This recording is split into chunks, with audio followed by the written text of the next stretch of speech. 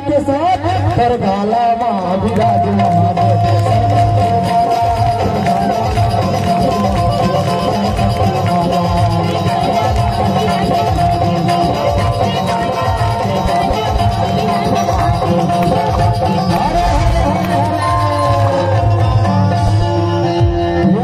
जी परवार जी कैसे भैया राजकुमार ऐसे लगा थे ये मन पूरा पत्थर के देवता बन गए हैं। सही ना, पत्थर के देवता माटी के देवता पानी में घुस जाते, पत्थर के देवता जस के तस मारे हैं। आप मन नहीं मानी होगा जी, मानी हो कि नहीं? ऐसे कि कहोगे माता दिखाते नहीं है,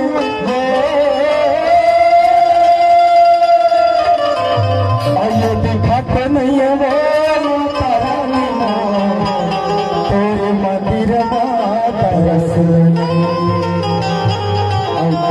खादी भोग लगाए मोरे माता वो ये मोर पाथरा के देवता डोला खेला। ऐसे मोर पाथरा के देवता माना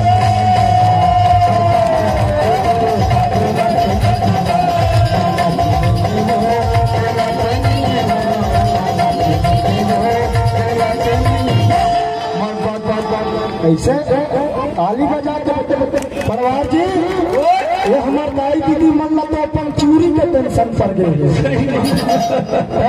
चूड़ी न मत लगाओ, आज भर फूटे दो काल की हर घर वाला फेर ले देंगे। दोनों हाथ उठा के घर वाले भी बर्बाद है राजे दो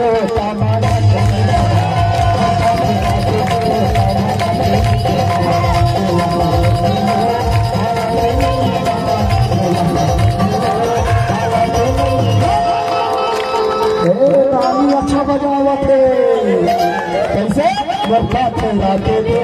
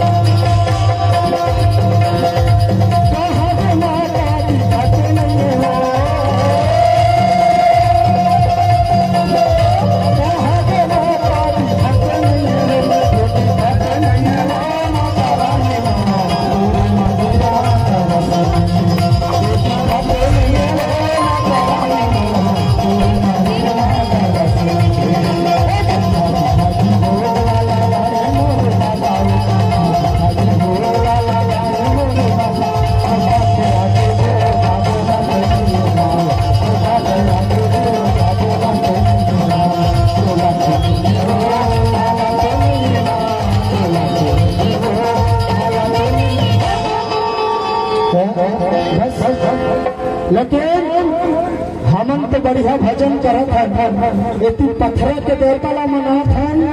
पर ये छोटे छोटे लड़का मन ये मन कहा था ये मन कहा करत है जी कुछ समझ नहीं आते थे। ये छोटे छोटे लड़का मन भगवान के भजन कैसे करते हैं बता दिया जाए। छोटे छोटे लड़का मन भगवान के भजन कैसे करते हैं बता दिया जाए कि नहीं? बताया जाए, बताया जाए ना। तो कैसे ये बच्चे मन भगवान के भजन कैसे करते हैं? अटकन बटकन